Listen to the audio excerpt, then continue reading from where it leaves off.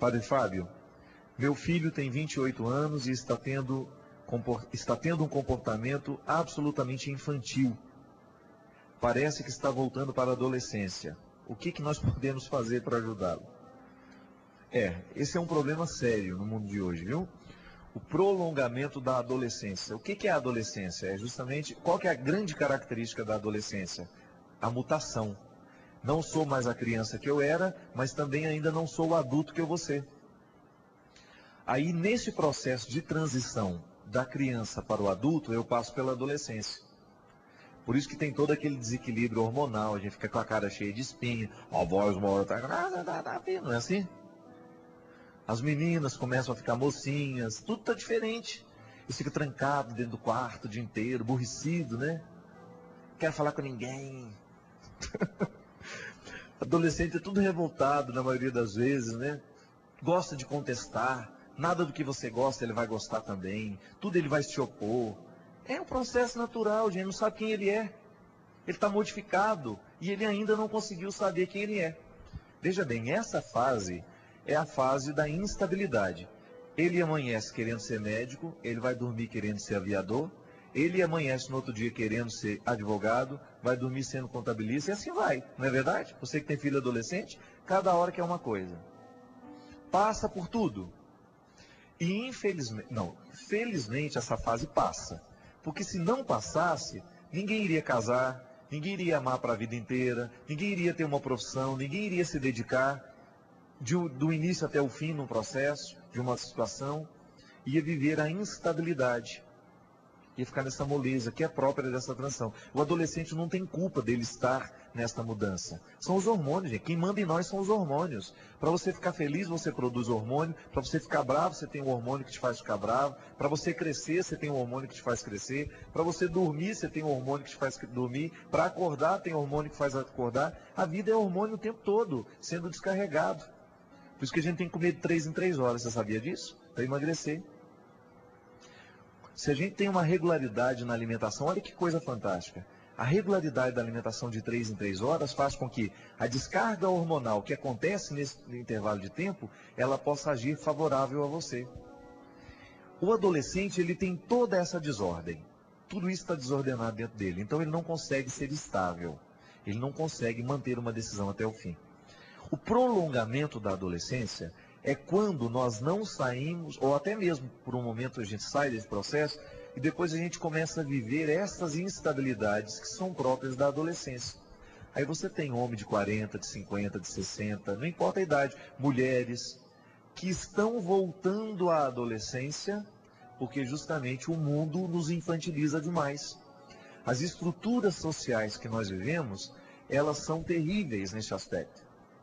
Nós temos uma literatura absolutamente infantil, sendo publicada cada vez mais, e literatura de banca, eu digo, jornais, revistas, que nos infantilizam, que nos retiram da nossa vida, que nos coloca prestando atenção na vida dos outros, nos desfocam, a gente fica desfocado o tempo todo. Veja a programação muitas vezes da televisão à tarde.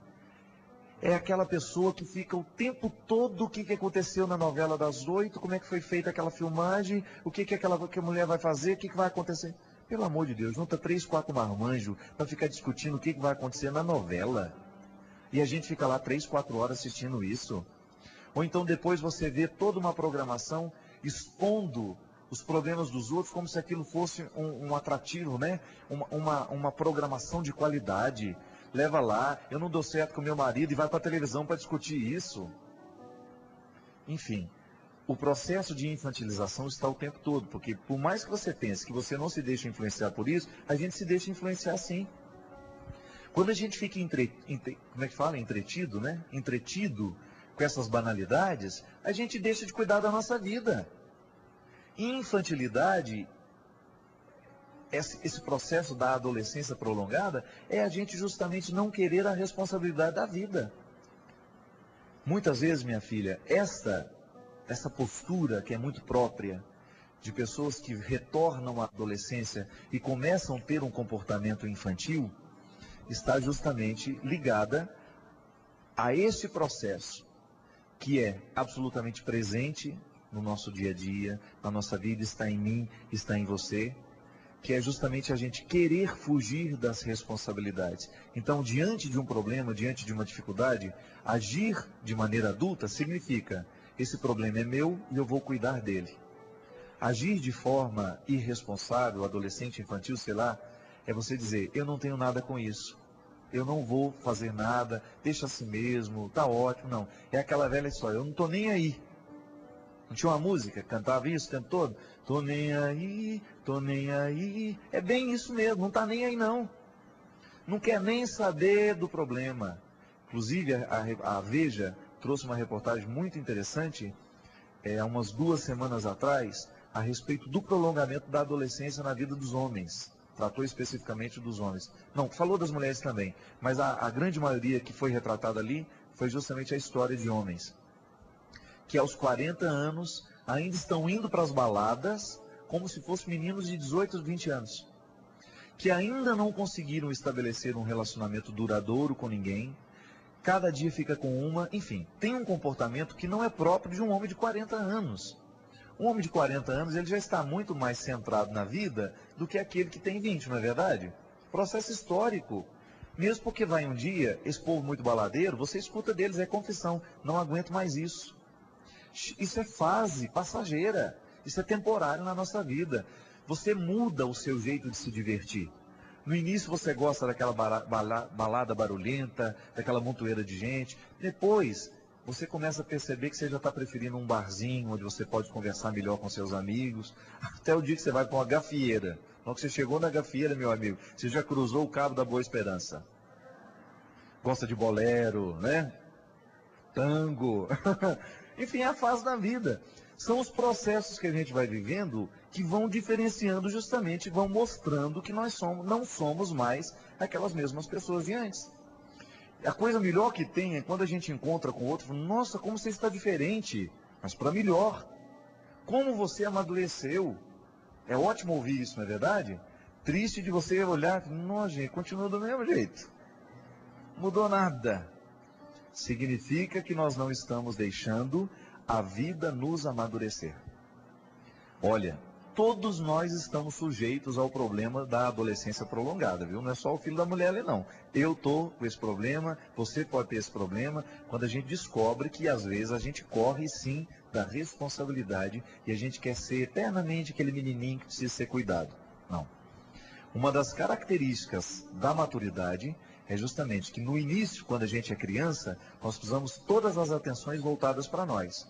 Um dos aspectos que indicam que a pessoa amadureceu é quando ela deixa de ser o foco e ela começa a prestar atenção um pouco mais nos outros.